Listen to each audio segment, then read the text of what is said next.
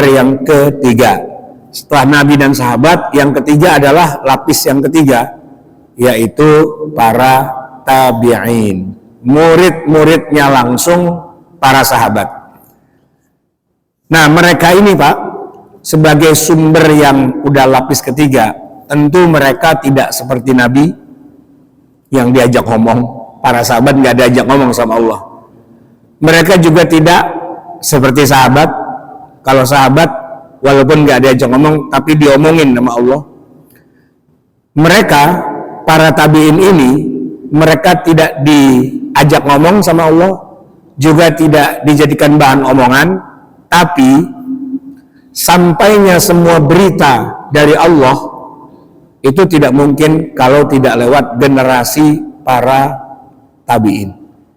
Semua informasi yang tadi kita udah bicarakan itu harus ditransmisikan, disalurkan, disampaikan kepada generasi berikutnya, dan generasi berikutnya, dan generasi berikutnya, dan generasi berikutnya. Pangkalnya itu ya di kalangan tabi'in itu. Dan jamaah yang dirahmati Allah, informasinya ini unik ya, semakin jauh justru malah informasinya semakin lengkap.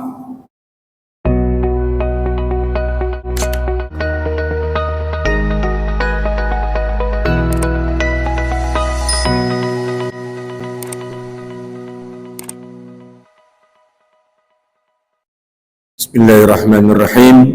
Assalamualaikum warahmatullahi wabarakatuh. Alhamdulillah alladzi bi ni'matihi tatimmus shalihat. Allahumma shalli wa sallim wa barik ala sayyidina Muhammad wa ala alihi wa sahbihi ajma'in, amma ba'du. Jamaah hadirin yang dirahmati Allah, kajian tentang ilmu tafsir kita malam hari ini akan bicara masih di seputar sumber tafsir. Jadi sebagaimana kita tahu, Al-Quran itu butuh penjelasan, dan penjelasannya atau tafsirnya itu tidak boleh dari hasil mengarang, tidak boleh ditafsir-tafsirkan. Jadi beda antara ilmu tafsir dengan hasil tafsir-tafsiran. Yang pertama itu ada rujukannya dari Nabi Shallallahu Alaihi Wasallam, dari Jibril, dari Allah Subhanahu Wa Taala, ada riwayatnya. Kalau yang ditafsir-tafsirkan, nah itu hasil cocokologi. Nah, kebanyakan kita ketika baca Al-Quran dan diuraikan isinya, kebanyakan itu isinya ya sesuai yang menjelaskan. Kalau yang menjelaskannya seorang pedagang, maka semua ayat jadi ayat-ayat perdagangan. Kalau yang menjelaskan seorang ahli politik, maka penafsirannya jadi kepolitik-politikan. Kalau yang menjelaskan seorang ahli sains, maka penafsirannya kesayen-sayenan. Nah, itu yang dikatakan terbawa oleh siapa yang menjelaskan. Padahal jamaah yang dirahmati Allah, lepas dari menafsir-nafsirkan atau cocokologi itu, sebenarnya ilmu tafsir itu ada sumbernya. Nah, kita sedang bicara tentang sumber-sumber yang resmi, yang ofisial, dari mana kita bisa mengetahui bahwa Allah ketika berfirman di suatu ayat, di suatu tempat di dalam mushaf, maunya tuh begini, maksudnya tuh begitu. Dia sedang bicara A dan tidak sedang bicara B. Nah, ini jamaah sekalian, tafsir itu ada dua macam. Ada tafsir yang resmi, officially, dan ada tafsir yang swasta. Nah, yang swasta itu terbagi dua. Ada yang swastanya masih bagus, tapi ada juga swastanya yang hancur-hancuran. Nah, kebanyakan kita ketemu di mana-mana itu tafsir yang swasta, ya udah gitu nggak dapat izin pula. Jadi asal goblek aja, itu ayat dipelintir sana, itu ayat dipelintir sini sesuai dengan keinginan dan selera dan kepentingan juga dari yang menafsirkan. Nah, itulah parahnya kita di tengah Al-Quran, banyak sekali ayat-ayat Quran yang kemudian ditafsir-tafsirkan alias ditarik sana, ditarik sini sesuai dengan selera dan maunya yang menafsirkan. Jamaah sekalian, kita sudah bicara pada pertemuan sebelumnya tentang sumber tafsir yang pertama, yaitu tafsirnya Nabi Muhammad SAW. Karena memang Allah itu tidak menurunkan ayat Quran kepada kita. Enggak. Allah tidak menurunkan ayat Quran kepada umat Islam. Tidak. Allah ketika menurunkan Al-Quran, Dia menurunkannya kepada Nabi Muhammad dengan bahasa aku, kamu. Aku adalah Allah, kamu adalah Muhammad.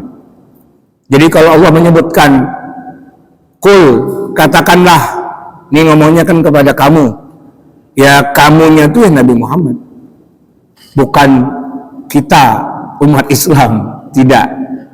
Nah, pembicaraan Allah dengan Nabi Muhammad itulah yang kemudian jadi ayat Quran.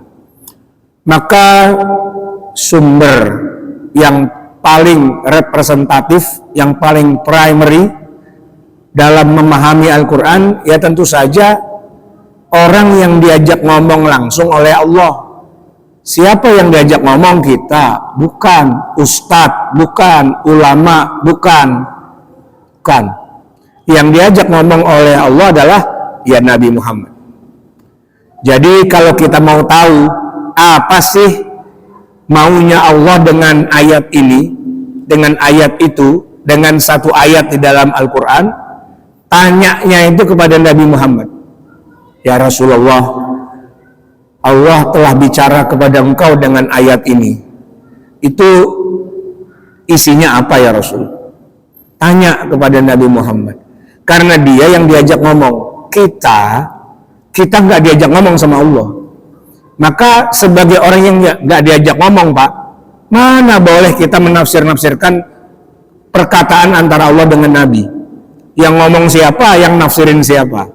Nah, itu kan namanya opini. Nah, kalau kita mau tahu apa yang Allah kehendaki dari setiap ayatnya, tanya kepada orang yang diajak ngomong langsung sama Allah, yaitu Nabi Muhammad Sallallahu Alaihi Wasallam. Itu kajian kita 2 pertemuan sebelum ini. Nah, 1 pertemuan sebelum ini kita bicara tentang sumber tafsir kita adalah para sahabat. Kenapa kok para sahabat? Kan para sahabat tidak diajak ngomong. Ya, para sahabat tidak diajak ngomong, tapi diomongin. Nah, itu Pak. Yang diajak ngomong Nabi Muhammad, tapi yang diomongin para sahabat. Contoh, di dalam Al-Quran banyak sekali ayat yang diawali dengan yas'alunaka, mereka bertanya kepadamu, wahai Muhammad. Ini yang ngomong Allah ya. Yas'alunaka, mereka bertanya kepadamu. Nah, siapa mereka itu Pak? Ya para sahabat. Para sahabat. Dan banyak ayat yang diawali dengan yas'alunaka. Yas'alunaka 'anil anfal. Mereka, para sahabat bertanya kepadamu Muhammad tentang hukum pembagian al-anfal, harta rampasan perang. Yas'alunaka 'anil mahid. Mereka, para sahabat bertanya kepadamu tentang tempat keluarnya darah haid. Yas'alunaka 'anir ruh. Mereka bertanya kepadamu tentang roh. Yas'alunaka. Enggak diajak ngomong, tapi diomongin. Nah, itu para sahabat. Maka sumber kedua setelah Rasulullah adalah ya para sahabat. Kenapa? Karena banyak diomongin, dijadikan objek pembicaraan antara Allah dengan Nabi, ya berdua nih ngomong Pak, yang diomongin adalah para sahabat. Maka sumber kedua setelah Nabi Muhammad tentang apa maksud suatu ayat, kita tanya kepada orang yang lagi diomongin. Misalnya Pak, ada ayat bunyinya Muhammadur Rasulullah, Muhammad adalah utusan Allah, walladzina ma'ahu, dan orang-orang yang bersamanya, asyidda'u 'alal kuffar ruhama'u bainahum, sangat keras kepada orang kafir, sangat kasih sayang kepada mereka. Itu diceritain. Nah, para sahabat itu banyak diceritakan di dalam Al-Quran. Nah, maka sumber rujukan kita yang kedua adalah para sahabat, karena mereka orang yang banyak diomongin di dalam Al-Quran. Itu sudah kita bahas pada pertemuan sebelum ini. Nah, sekarang kita bicara sumber yang ketiga. Setelah Nabi dan sahabat, yang ketiga adalah lapis yang ketiga, yaitu para tabi'in, murid-muridnya langsung para sahabat. Nah, mereka ini Pak, sebagai sumber yang udah lapis ketiga, tentu mereka tidak seperti Nabi yang diajak ngomong. Para sahabat nggak diajak ngomong sama Allah. Mereka juga tidak seperti sahabat.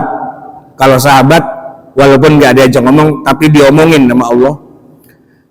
Mereka, para tabi'in ini, mereka tidak diajak ngomong sama Allah, juga tidak dijadikan bahan omongan, tapi sampainya semua berita dari Allah itu tidak mungkin kalau tidak lewat generasi para tabi'in. Semua informasi yang tadi kita udah bicarakan itu harus ditransmisikan, disalurkan, disampaikan kepada generasi berikutnya, dan generasi berikutnya, dan generasi berikutnya, dan generasi berikutnya. Pangkalnya itu ya di kalangan tabi'in itu. Dan jamaah yang dirahmati Allah, informasinya ini unik ya, semakin jauh justru malah informasinya semakin lengkap. Kenapa begitu? Bukan terbalik. Begini jamaah sekalian, kalau informasinya baru di level sahabat, tidak ada satu orang sahabat yang ngomongin semua ayat Quran, nggak ada. Yang paling banyak itu Abdullah bin Abbas. Ya, beliau hampir semua ayat Quran beliau cerita, beliau berikan keterangan, penjelasan, tafsir dan sebagainya. Tapi banyak juga penjelasan-penjelasan yang tidak dijelaskan oleh Ibnu Abbas, malah dijelaskan oleh para sahabat yang lain. Karena jumlah sahabat itu banyak, mereka saling mengcover satu dengan yang lain, begitu ya. Nah, tapi kalau di level tabi'in, nah ini unik Pak. Para tabi'in itu bukannya hanya belajar pada satu sahabat, mereka belajar kepada banyak sahabat, sehingga para tabi'in itu menampung semua informasi yang ada di sahabat A, sahabat B, sahabat C, sahabat D, E, F, G, H, I, J, dan seterusnya. Jadi yang bisa ditampung oleh para tabi'in justru lebih banyak ketimbang yang ditampung oleh para sahabat itu sendiri.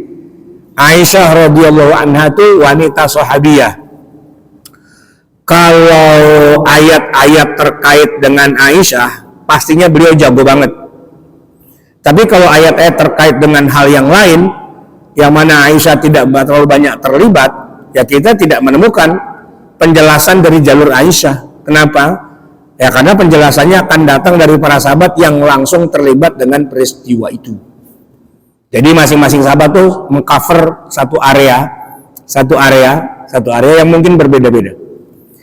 Nah, tapi di lapis keduanya, di lapis ketiganya, yaitu para tabi'in, memang mereka berada di lapis ketiga. Memang. Tapi apa? Tapi mereka tidak hanya berguru pada satu sahabat. Mereka berguru kepada ratusan sahabat. Jadi para tabi'in ini mengkolek mengumpulkan, ya, mencari semua sahabat, ya, dari satu titik ke titik yang lain, dari titik yang lain ke yang lain lagi, ke yang lain lagi, sampai akhirnya justru informasinya malah lebih lengkap di kalangan tabi'in dibandingkan dengan di kalangan sahabat. Kalau di sahabat dia mendalam tapi tidak melebar. Nah, sedangkan kalau di tabi'in, ya selain mendalam juga melebar. Cukup dengan satu tabi'in saja kita bisa tanya semua ayat Quran karena dia belajarnya dengan beratus-ratus orang sahabat. Nah, itu perbedaan karakteristik sumber tafsir kita. Jamaah yang dirahmati Allah, kita masuk kepada pembahasannya, membicarakan sejarah tafsir pada masa tabi'in ini. Berarti kita mulai pembahasan dari tahun 21 Hijriah.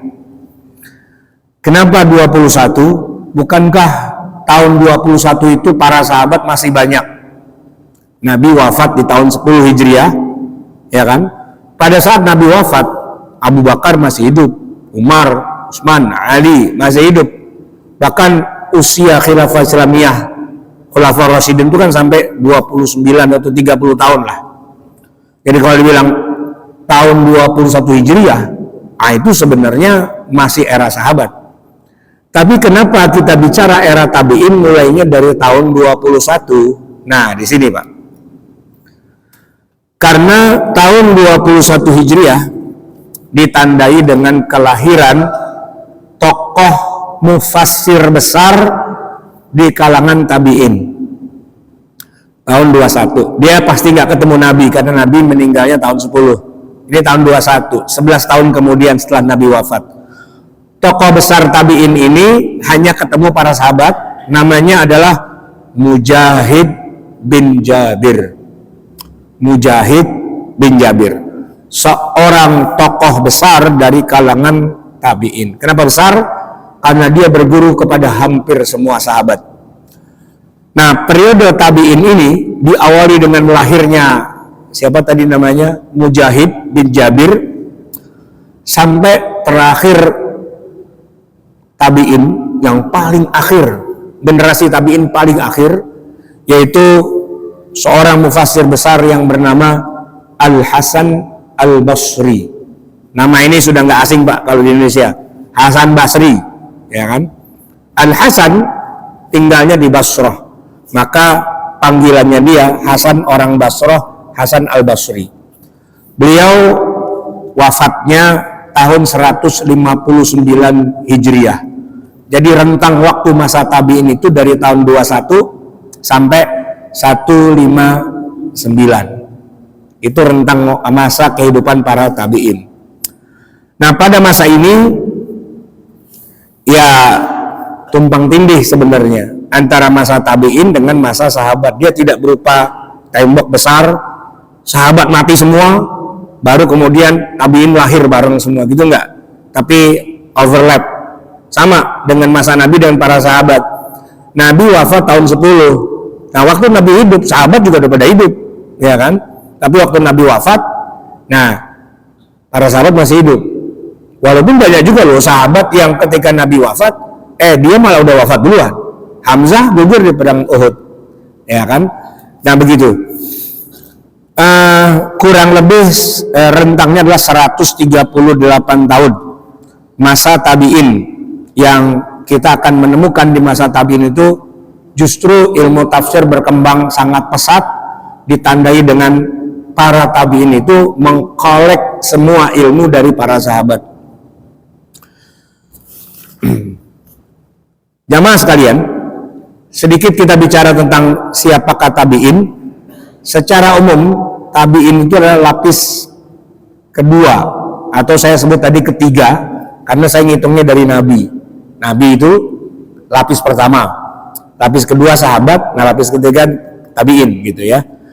Man laqiya sahabiyan, orang yang ketika hidup itu ketemu langsung dengan para sahabat Nabi.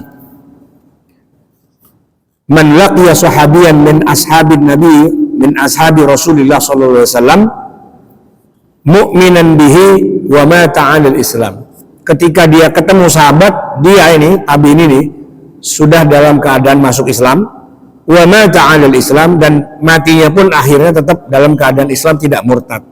Karena kasusnya sama dengan sahabat. Ada juga sahabat yang dia ketemu Nabi, dia baca syahadat, matinya kafir, murtad. Ada. Nah, tabi'in gitu juga. Dia ketemu dengan sahabat, tapi matinya kafir. Ada juga. Nah, kita bicara ruang lingkup para tabi'in, orang yang ketemu dengan generasi sahabat dalam keadaan Islam dan matinya tetap dalam keadaan Islam, tidak murtad. Nah, jamaah sebagian, hadirin yang dirahmati Allah, tentang kemuliaan para sahabat jelas yang mulia. Di dalam Al-Quran disebutkan radhiyallahu anhum wa radu anhu. Bagaimana dengan tabi'in? Apakah mereka juga punya kemuliaan? Nabi SAW dalam hadis yang disahihkan oleh Bukhari dan oleh Imam Muslim menyebutkan begini, khairun nasi qarni, generasi terbaik umat manusia itulah qarni, zamanku. Tsummal ladzina yalunahum, kemudian di level berikutnya adalah orang-orang yang hidup sesudahnya. Nah, itu para ulama menafsirkan sebagai generasi sahabat. Tapi Nabi nggak berhenti di situ, masih diteruskan sekali lagi, tsummal ladzina yalunahum, kemudian generasi sesudahnya. Nah, generasi sesudahnya inilah yang disepakati oleh para ulama, itu maksudnya generasi para tabi'in. Ya, bagaimana mereka tidak baik, Pak? Karena mereka muridnya langsung dari para sahabat. Para sahabat Nabi itu dipuji dalam Al-Quran, orang yang Allah ridho pada mereka, radhiyallahu anhum wa radu an, ya, dan Allah banyak memberikan jaminan surga kepada banyak dari sahabat. Bahkan ada juga sahabat yang unik, Pak. Para pahlawan di kalangan sahabat yang ikut perang Badar itu juga punya status yang luar biasa. Ada salah seorang sahabat yang ikut dalam perang Badar, namanya Hatib bin Abi Balta'ah. Dia pernah bikin salah, dia harusnya dihukum, tapi kemudian Rasulullah maafkan dan tidak memberikan hukuman. Alasannya sederhana, gimana saya mau menghukum Ahlul Badar, dia ikut perang Badar, kemuliaan sebagai anggota perang Badar itu mengalahkan semua kesalahannya dia. Nabi yang begitu. Nah, maka kita tuh di Indonesia terkenal, Pak, punya sholawat namanya sholawat Badar. Apa itu bunyinya? Sholatullah, sholamullah ala toha rasulillah, sholatullah, sholatullah ayyazillah, tawassalna bismillah, wabil hadi rasulillah, dan seterusnya sampai bi ahlil badriyah Allah. Bi ahlil badriyah Allah. Kita bertawassul dengan ahli Badar. Kenapa? Karena kemuliaan peserta perang Badar yang Islam, ya, itu memang luar biasa. Nah, di antara sahabat itu kemudian banyak yang pada punya murid. Nah, muridnya ini, Pak, ya karena langsung ditangani oleh level sahabat, luar biasa. Ketularan kemuliaannya, ketularan ilmunya, dan satu lagi yang jarang-jarang dibahas, mereka ini para tabi'in tidak hanya belajar kepada satu sahabat, mereka belajar keliling, Pak, kepada semua sahabat. Jadi tidak ada tabi'in yang gurunya cuma satu gitu, nggak ada. Gurunya pasti banyak. Nah, kalau gurunya banyak berarti ilmunya lebih lengkap, bahkan boleh jadi mengalahkan ilmu gurunya. Iya, kayak begini, Pak. Kayak ada orang ngaji, kayak kita nih, Pak, ngaji malam Rebo kan. Kita belajar tafsir nih, begini misalnya. Nah, Bapak bilang, saya tiap malam Rebo ngaji sama Ustadz Sarwat belajar tafsir gitu. Itu akan beda, Pak, kalau Bapak kuliah di fakultas syariah, di mana Bapak kuliah tiap hari dari jam 7 pagi sampai jam 12 siang, sehari 5 mata kuliah, kali seminggu 25 mata kuliah, punya dosen 25 biji, Pak. Dosennya 25 orang. Bandingkan dengan majlis taklim kita di masjid-masjid, berapa banyak kita punya guru atau kiai? Masjid kita ini, Pak, ya pengajian malam Rebo doang, ya kan? Paling berdua sama Kiai Azim, gitu kan? Nah, bayangin satu masjid punya penceramah, punya ustadz, punya guru 25 orang. Dalam seminggu kita ngaji 20 mata kuliah, 25 mata kuliah, banyak itu, Pak. Artinya memang para tabiin ini beda dengan para sahabat. Kenapa? Karena mereka belajar tidak cuma kepada satu sahabat, tapi kepada puluhan, bahkan kepada ratusan dari sahabat. Itu yang bikin mereka juga kadang-kadang malah lebih unggul dari gurunya sendiri, karena dia punya guru nggak cuma satu, gurunya banyak. Nah, begitu.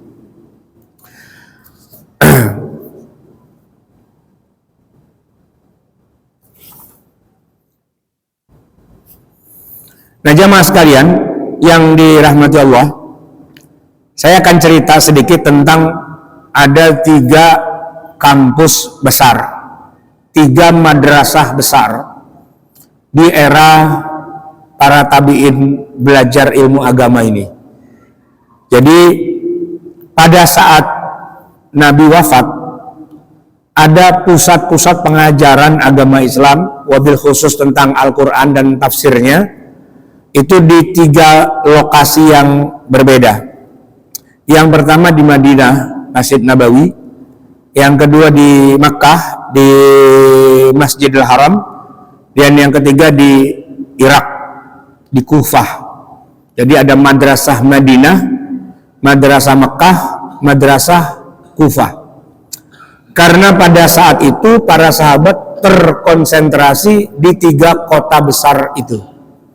Madinah pastinya. Kenapa? Karena seluruh sahabat tinggal di Madinah di masa Nabi. Mekah, ya pastilah. Karena banyak para sahabat yang kemudian akhirnya berdomisili di Mekah dan sekitarnya. Kemudian Irak. Itu juga pusat penyebaran para sahabat. Nah, yang kalau Mekah Madinah mungkin wajar lah ya, karena memang Islam turun di Mekah dan di Madinah. Bagaimana dengan Irak atau Kufah? Kenapa harus menjadi juga madrasah dan pusat pengajaran tafsir? Bukankah Kufah itu bukan tempat turunnya agama Islam? Ini pertanyaan menarik, Pak. Kufah adalah sebuah kota besar kosmopolitan yang merupakan representasi dari negeri besar Irak. Irak sendiri di masa itu sudah menjadi pusat peradaban dunia sebelum Islam sampai ke Irak. Banyak peradaban besar di masa lalu yang berpusatnya itu di Irak. Sebutlah misalnya salah satunya Babilonia di masa Hammurabi 1600-an tahun sebelum Masehi. 1600 tahun sebelum Masehi ada peradaban besar di Irak yang disebut dengan Babilonia. Juga ada kerajaan besar juga yang pernah di sana, namanya Mesopotamia, wilayah Sumeria dan Akkadia. Dan banyak juga peradaban-peradaban yang lain yang berpusat di Irak, di antaranya di zaman Nebukadnezar, ya, yang kemudian dikalahkan oleh Kores Agung, ya. Kemudian, nah datang masa Nabi Muhammad, para sahabat berhasil menguasai negeri Irak. Nah, jadi Irak itu memang dari dulu pusat peradaban dunia, jauh sebelum Nabi Muhammad. Dan ketika Nabi Muhammad lahir, datanglah masa-masa Umar, nah ditaklukkan negeri Irak oleh Umar. Nah, ketika di zaman Ali bin Abi Thalib, ini yang menarik, Pak. Diriwayatkan bahwa Ali bin Abi Thalib dengan masa kekuasaan 5 tahun, awalnya ibu kota tetap masih di Madinah. Sebagaimana Nabi, ibu kota pemerintahannya Madinah, Abu Bakar 2 tahun Madinah, Umar 10 tahun Madinah, Utsman bin Affan 12 tahun Madinah, Ali 5 tahun, Pak. Separuhnya di Madinah, separuhnya pindah ke Kufah. Maka Kufah itu adalah ibu kota peradaban Islam yang sudah dipindahkan dari Madinah di zaman Ali bin Abi Thalib. Ali waktu pindah ke Kufah, Pak, beliau mengangkut tidak kurang dari 1.400 sahabat tinggal di Kufah.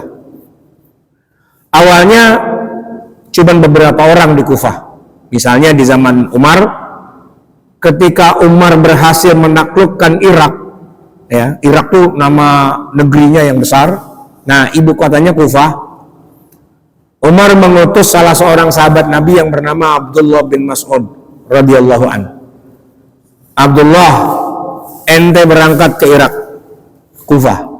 Ente tinggal di sono. Ente dirikan pusat pengajaran Islam di Kufah. Ajarin orang Al-Quran, ajarin orang tafsir, ajarin orang tentang ilmu-ilmu agama. Berangkat Pak Abdullah bin Mas'ud. Itu generasi awal. Setelah itu ada beribu-ribu sahabat yang berangkat juga ke Irak. Dan di masa Ali bin Abi Thalib, secara ofisial, secara resmi, ibu kota pindah ke Irak, ke Kufah. Jadi pusat pengajaran Al-Quran aslinya Madinah, aslinya Mekah, tapi sebagian sahabat juga pada pindah ke Kufah, dan jadilah pusat pengajaran Al-Quran yang ketiga setelah Madinah dan Mekah. Jamaah sekalian, kalau kita bicara tentang madrasah yang paling top, bukan Kufah sebenarnya, juga bukan Madinah, tapi Mekah. Kenapa yang paling top ke Mekah? Karena yang paling senior di antara para sahabat dalam ilmu Al-Quran dan tafsir yang tinggal di Mekah itu saat itu adalah Abdullah bin Abbas radhiyallahu anhu. Gembongnya Pak, yang paling topnya, maestronya, itu beliau memutuskan untuk tinggal di Mekah Al-Mukarramah. Jadi bersama dengan beribu-ribu sahabat, Abdullah bin Abbas mengajar di Masjidil Haram. Dan muridnya pasti banyak. Kenapa? Karena semua orang haji pasti ke Mekah, orang umrah pasti ke Mekah. Dan dari seluruh dunia orang pasti datang ke Mekah. Nah, zaman dulu nggak kayak zaman sekarang, Pak. Zaman sekarang orang haji, orang umrah itu sebentar. Haji 40 hari, umrah 9 hari. Ya kan? Nggak dapat apa-apaan, Pak. Paling dapat ya belanjaan oleh-oleh, minyak wangi, ya, dapat sorban, ya gitu-gitulah, ya kan. Tapi kalau zaman dulu orang ke Mekah itu Pak, ya paling enggak dia mungkin 2 tahun 3 tahun. Guru kita almarhum Kiai Haji Abdul Syakur Khairi, dari sejak muda belia, umur berapa ya, 10 tahun ke berapa, berangkat ke Mekah. Dia pergi belayar istilahnya zaman dulu, haji Pak. Tapi kagak pulang, mungkin dia di sana ngapain, ngaji, belajar agama.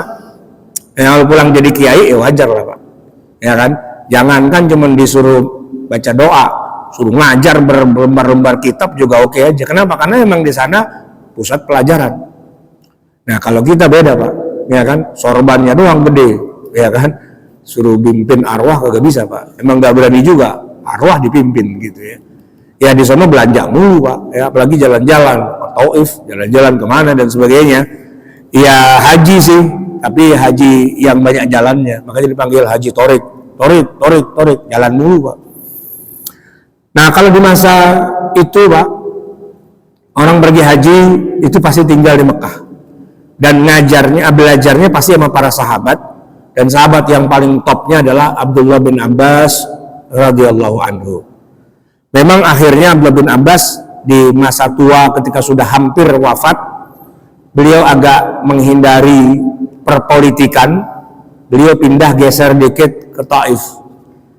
Di sanalah beliau kemudian mengajar di sebuah masjid dan wafat di Taif, dan kita melihat ada kuburan Abdullah bin Abbas di Taif. Tapi sebenarnya di masanya beliau tidak tinggal di Taif, tapi tinggal di Mekah di Masjidil Haram.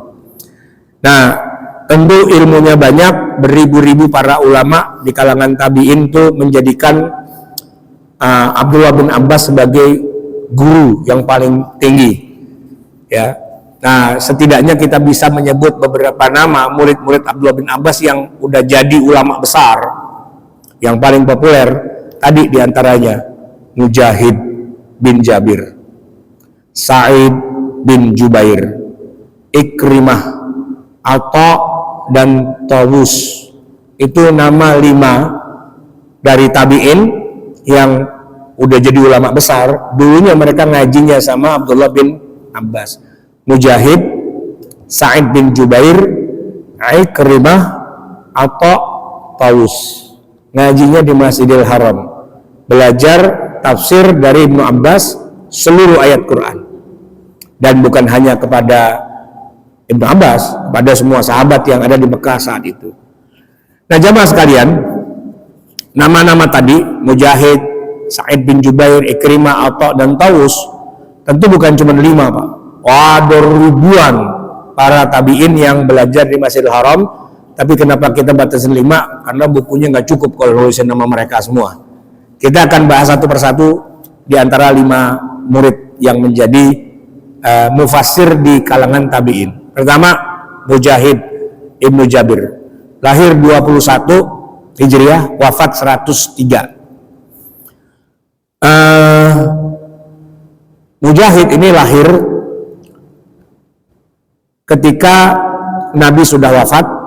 11 tahun kemudian setelah Nabi wafat, barulah lahir Mujahid di masa pemerintahan Umar bin Khattab di kota suci Mekah. Jadi dia memang akam sih, Pak, anak kampung sini, anak Mekah langsung, Pak, Mujahid. Nama panjangnya adalah Mujahid bin Jabir Al-Makki Maula Sa'id bin Abi Sa'id, murid dari Ibnu Abbas yang alim dan ahli ibadah. Tafsirnya banyak digunakan oleh para ulama, termasuk Imam Asy-Syafi'i menggunakan tafsirnya Mujahid, Imam Al-Bukhari menggunakan tafsirnya Mujahid.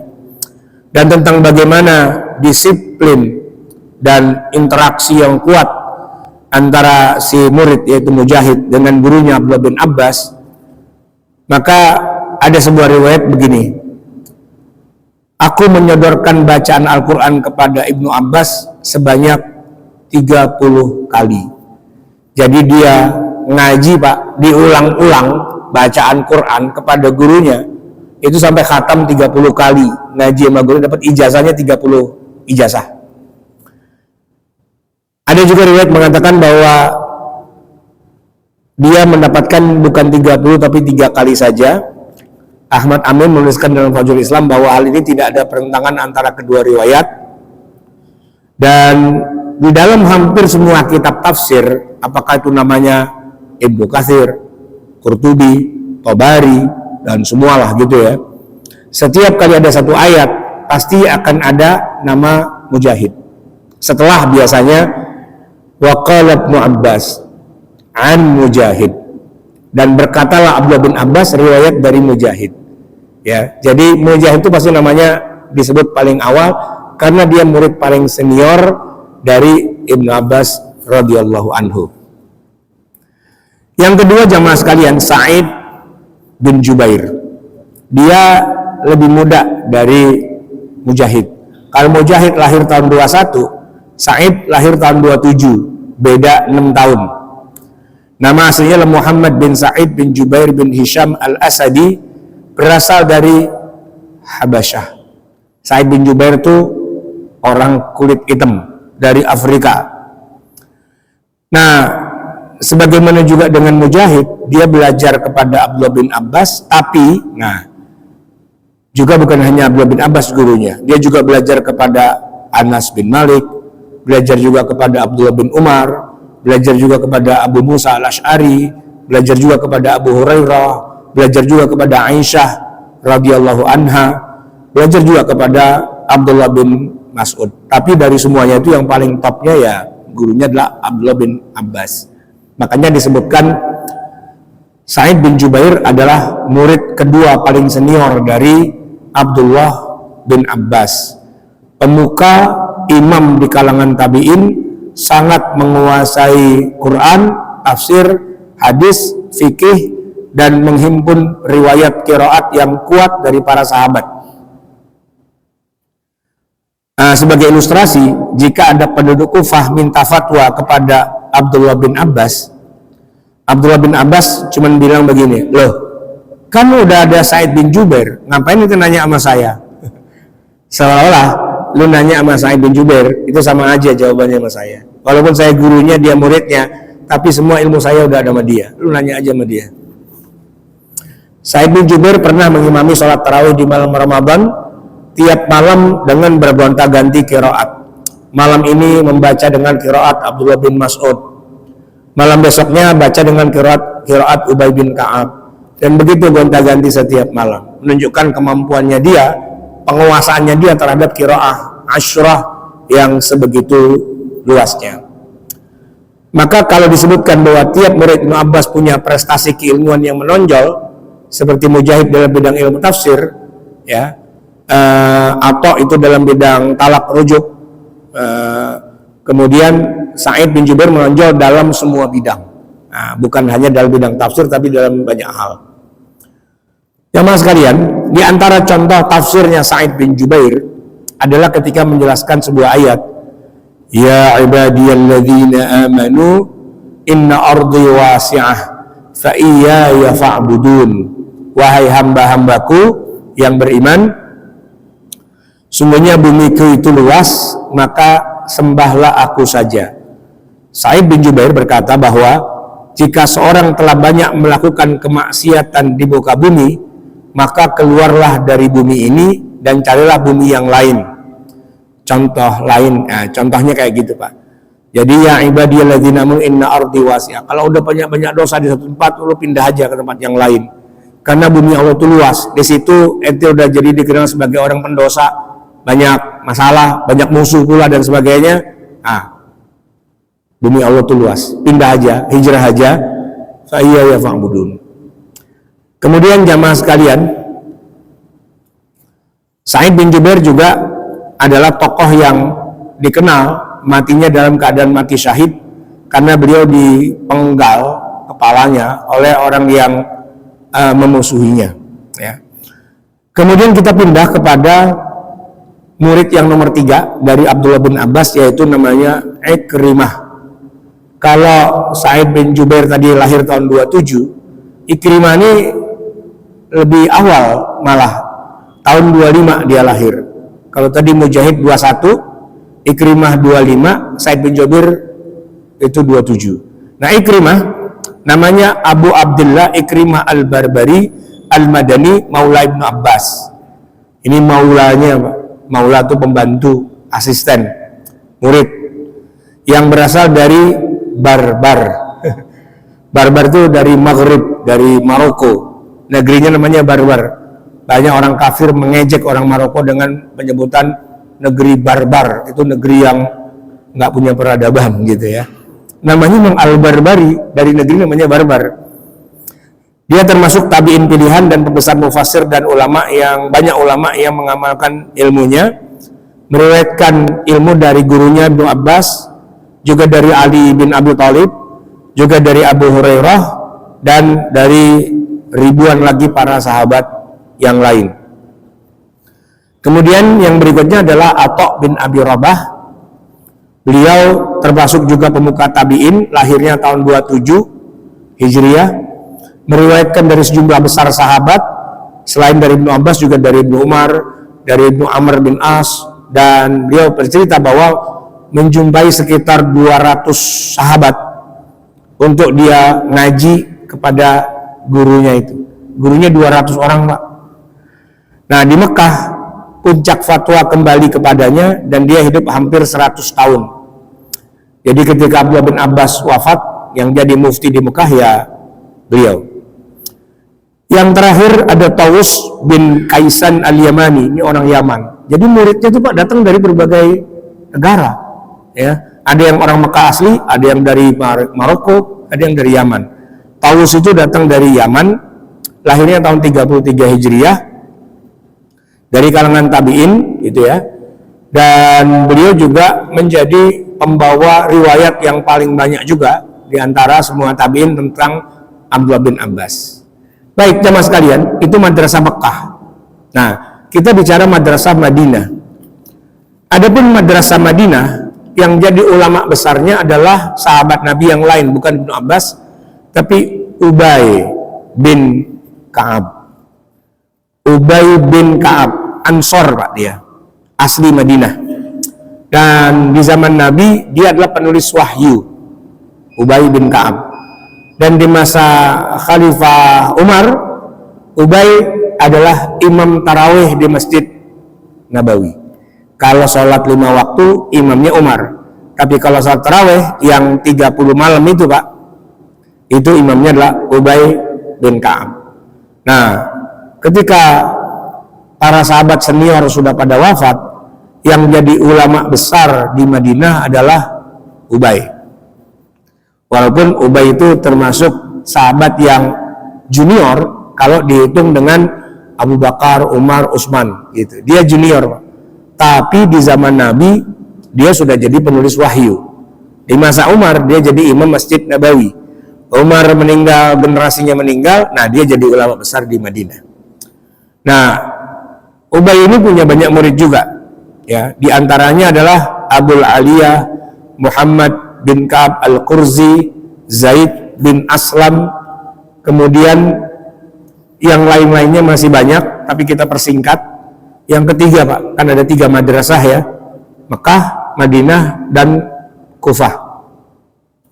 Tadi saya katakan Kufah itu sahabat paling topnya adalah Abdullah bin Mas'ud, dikirim sejak zaman Umar, lalu ketika Ali bin Abi Thalib memindahkan Kufah menjadi ibu kota, maka ulama paling besarnya adalah Abdullah bin Mas'ud. Abdullah bin Mas'ud ini juga punya banyak murid, beribu-ribu murid datang dari berbagai penjuru dunia, tapi yang paling topnya adalah nomor 1 Alqamah ibnu Qais.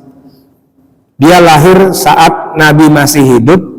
Sebenarnya harusnya dia sahabat Pak, tapi waktu dia lahir dia nggak ketemu Nabi. Kalau secara tahun lahirnya, dia lahir di tahun di mana Nabi masih hidup.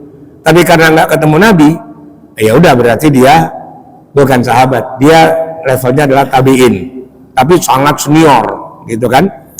Dia belajar dengan gurunya yaitu Abdullah bin Mas'ud di Kufah, dan banyak ulama yang menjadikan Alqamah ini sebagai rujukan paling utama, khususnya dari jalur Abdullah bin Mas'ud.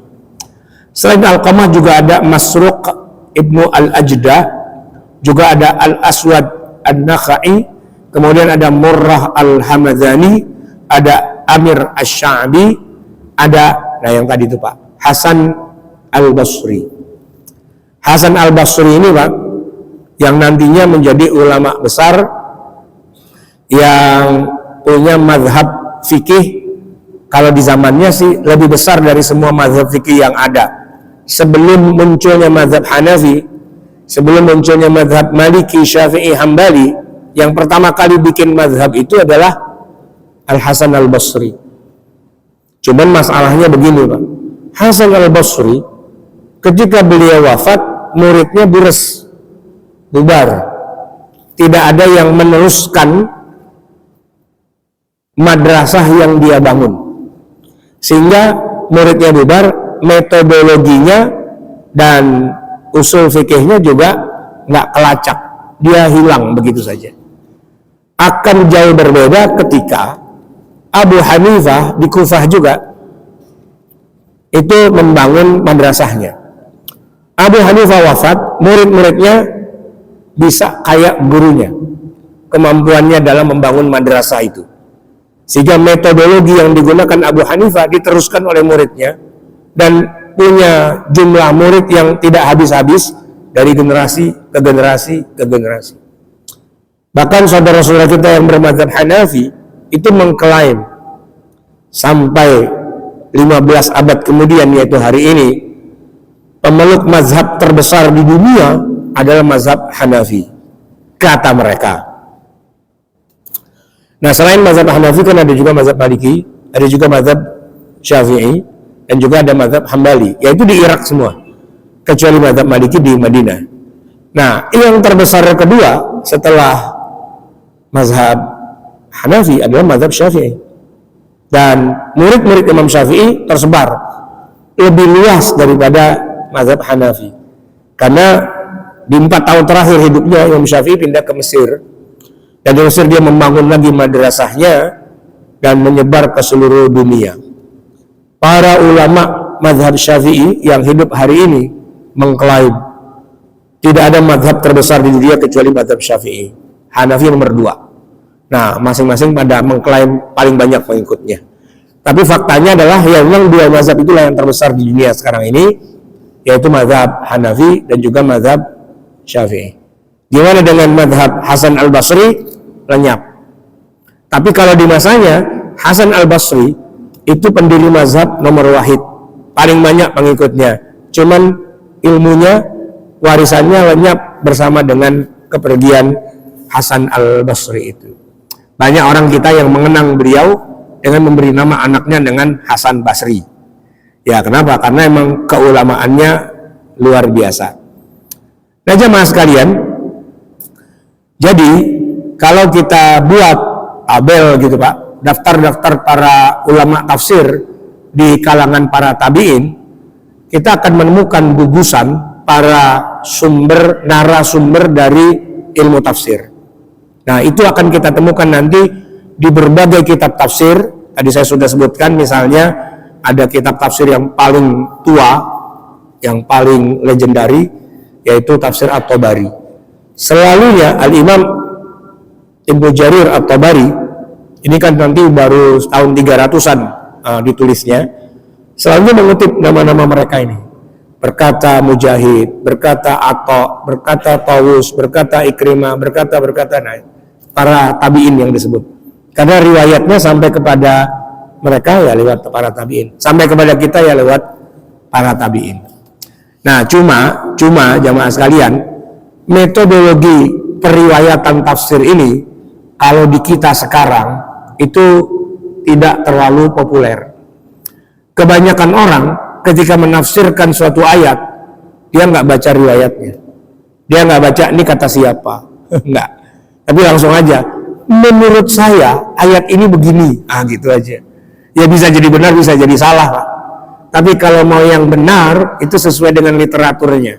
Ayat ini kalau menurut Ibnu Abbas begini, menurut Ubay bin Ka'ab begini, menurut Ibnu Mas'ud begini, menurut Mujahid begini, menurut siapa, harus ada menurut siapa.